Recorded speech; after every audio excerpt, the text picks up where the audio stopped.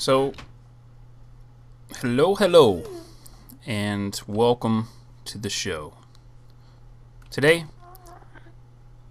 I'm doing this a little solo, and it's gonna be very much another Talkie. It's going to be very non-typical of my recordings. It's going to be very much non-entertaining, if you will. This is something that is just part of me trying to find out a way to come to grasps with what's been going on and venting my frustrations.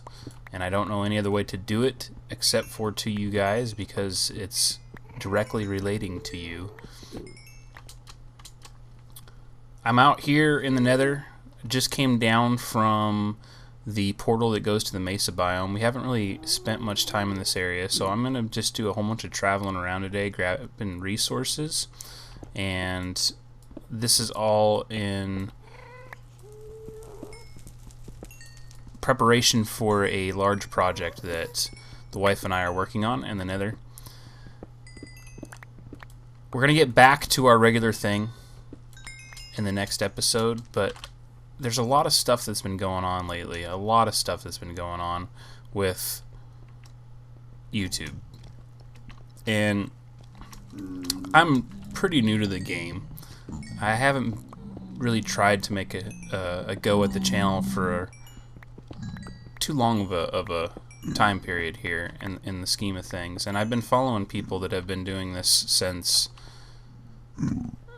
Minecraft came out. I've been following people since before Minecraft was around, but I didn't really get into YouTube and the experience that it is until Minecraft. And a lot of you will know that's because the wife and I found ourselves both unemployed at the same time. I think it's a few summers ago now, and thanks to Generic B, we kind of got ourselves out of a funk, and he kept us sane. You know, we had a really dark period in our lives where we didn't know what was going on. There was a chance we would have to move across the country, the chance we have to move to the center of the country, and both of us living in Washington State our whole lives. We didn't really like the idea of moving, but we were ready to do whatever needed to be done. So that's when I got introduced to Minecraft. That's when I got introduced to content providers on YouTube. And at the time, I didn't know how much simple things could affect these people. Like, they always asked you for likes, they always asked you for subscribing. No one really talks about it, but they have always, you know, kind of hinted around the fact of making sure you watch the commercials, talking about not using ad block or these kinds of things. It comes up from time to time, but most people just kind of skirt around it and leave it be. And it's one of those things that you just don't even think about. You just, whatever, you know. Whatever. I'm just gonna do what I want to do. Thanks for making your videos. Leave it at that. And all this stuff that's been going on lately with YouTube, the G+ implementations, it's a pain in the butt to deal with. Still to this day is causing issues. But no one talks about it because they're afraid of what may happen if Google decides to screw with them. And there's so many people that rely on this as a actual means of employment anymore, as far as this is what they do for a living. If they cannot continue to make content, they don't eat. They're now getting to the point where they don't know how to deal with these things when they arise. And this one that's happening right now with the whole content ID thing, where you have to go through all these claim processes, and you're talking about people that are getting hundreds of emails a day with people claiming their content. People that... Whoa, whoa, whoa. I think I just found me a stronghold. How did I miss that? I went right over the top of it? Huh. Alright. Well, we'll have to check that out here in a minute. It's... So, if you follow people on Twitter, this is where you're going to see the most of it. And it's varying degrees of what people have to say about it and how much it affects them. But what it comes down to is something very, very simple. There are people that do this for their income, and they're relying on Google/YouTube to keep their best interests intact, and Google could care less. They have done nothing, in my opinion, to prove to anyone, any content provider, any viewer for that matter, that they have your best interest in mind when they make decisions. They still make sure that there's no way for you to really get a hold of them and make your voice be heard and make them understand they screwed something up or what have you. There's all these different things that supposedly you can get a hold of them by, but it says right in the fine print of every one of those deals that they can't guarantee that they will all be read. They can't guarantee that they will all be seen. They won't be replying to you directly. And all of these things consist for one very, very simple fact. Very easy thing to explain to you. It's because they don't actually get seen. They have a non-interaction thing happening because they don't actually take interest in what's happening. And I can tell you right now, yes, there's a chance that they can read this or they can watch this and they're gonna see what I'm talking about, and they may want to, take the video off or what have you. You know what? It's not even about that anymore. It's about me telling you guys that I ain't happy about what's going on. And I've said time and time again, I don't need to do this. I don't need to do this for a living. I don't need to do this for any other reason than I enjoy it. This is a quote-unquote full-time hobby for me.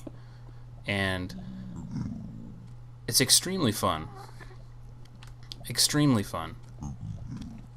I love interacting with you guys. I love creating something and then sharing it with people. But at what cost, at what point does it get to you and make you realize that it's no longer worth the time, it's no longer worth the headaches that come out of the simplest of things, such as whether or not the content that you created yourself, whether it be the video, the music aspects, is being questioned. It's all up for grabs and at risk because Google has decided to make yet again the corporations the ones who matter, and not the content providers, and not the viewers. And we all just sit back and watch them do it. So some of the things that have already come out that I've already started seeing, and it's not enough to really know how far this is going to go or anything like this, but one of the tweets that I had read when I decided to do this, which, I mean, today is Wednesday, and it is very early in the morning. Well, not so early. But anyway, early for me. It's the start of my day, really. And I just decided I'm going to get on here. I'm going to just do some mundane things. But I got so much on my mind, and I need to talk to somebody about it. Anyway, one of the things that's already come up is Biffa. His voice came up for a content ID match. Somebody else, XP Crafted had a video with absolutely no music in it. The only content in the video was Minecraft, and it came up as being ID content matched. So it goes across the gambit as far as how prevalent the content provider is.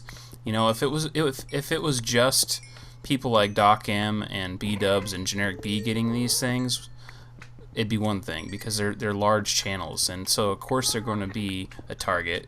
They're at risk as soon as they become large for being a target. We get that. But it's hitting everyone. It's hitting everyone. And I've already had to deal with a couple emails myself, and I'm under the same idea and impression as everybody else that I've seen any literature on, because everybody's so afraid to say something, that I just as soon delete everything versus having to deal with it. It's too much of a headache. It's too much of a hassle to go through all the processes that they make you go through when the person who's claiming the content doesn't have to provide any information. That doesn't make any sense. Shouldn't the person claiming the content be the one that has to prove that they own this? Shouldn't those people be the one that are required to provide information before they could even make such a claim? Why is it the persons who are working their butt off to create something, either for a living or just for entertainment value, be the ones that are the risk takers, the ones that end up having all of the issues arise on their behalf? I'm beside myself. You ain't got nothing on me, buddy. I will take you downtown, Charlie Brown. Working on it. I tell you what, if I ever get myself a decent sword, I don't know what the heck to do with myself. I'm so used to having these crappy swords. It's just become part of my stigma at this point.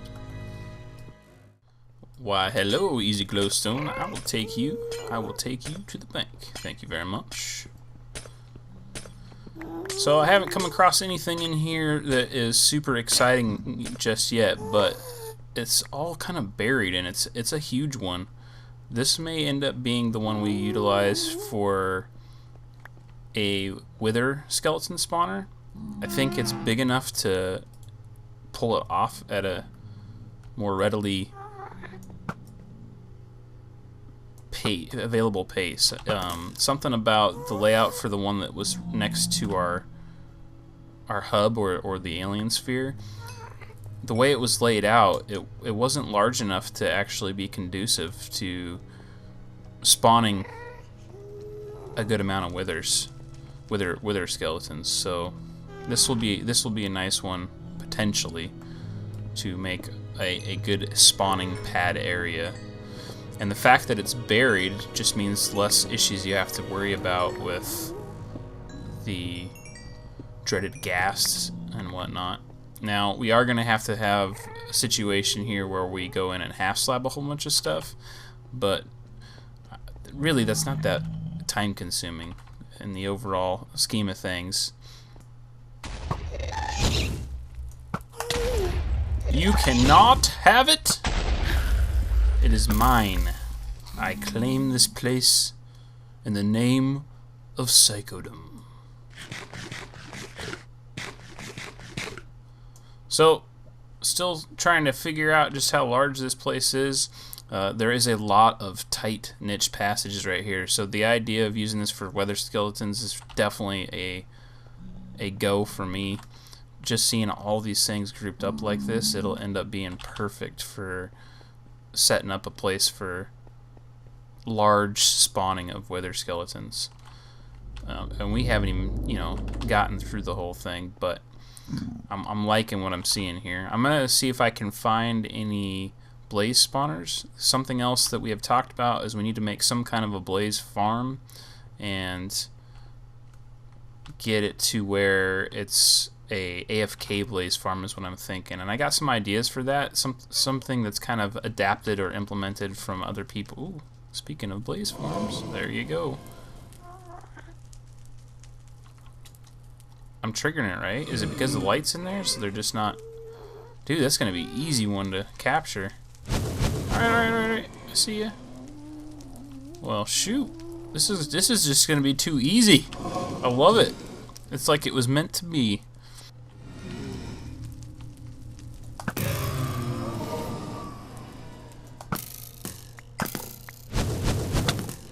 Ah!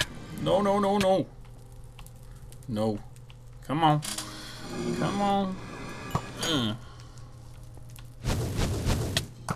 Where are you guys coming from? I think they're just a random spawn. This place goes on forever and ever. Oh, another chest. I have found quite a few. Ooh, this one's got diamonds in it.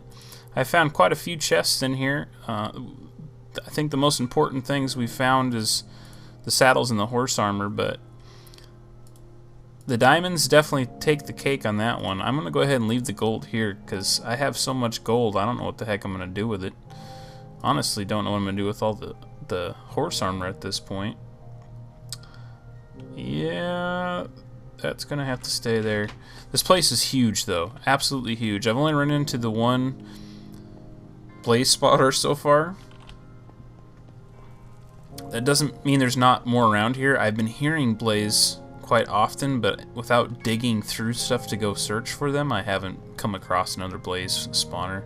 Only gotten a few more quartz because this place is just so ginormous. I haven't really gotten out to mine more of it. But I tell you what, this is way more vast than the other one that we have ready for our use. So hopefully, oh hey, look at that. Hopefully we'll make a very quick go at creating something to get some weather skeletons out of here. I would like to definitely get some beacons going at some point. I know that I want to have one going around the orb. I mean, it just makes sense to have one right there. We spend so much time in the area. I'm gonna have to figure out what we're gonna do with it, but yeah, very cool. So, as I said, I apologize ahead of time. It was very much a talkie. It was not something that necessarily was a fun topic to talk about. It was just on my mind, and I really wanted to express how I feel about the whole thing. And I'm sure it was a bit random because I get that way. It's just one of those things that sometimes you have to talk to somebody about it, and being what it's about, I figured I should talk to you folks at home. So we will be back on Monday to our regular thing. We're going to be doing a project here in the Nether that the wife has already started working on quite a bit, and I know she's super stoked for the outcome of it, so hopefully you guys will enjoy that. As usual, don't forget that like and subscribe if you enjoy my videos. Feel free to leave any comments, requests, or suggestions down below, and be sure to support your YouTubers, especially those that are trying to make content for you for a living. It's important that you make those people know that they are loved, that they are supported, and that what they do matters to you, so that they can get through these troubling, hard times that we've been having to deal with on a regular basis.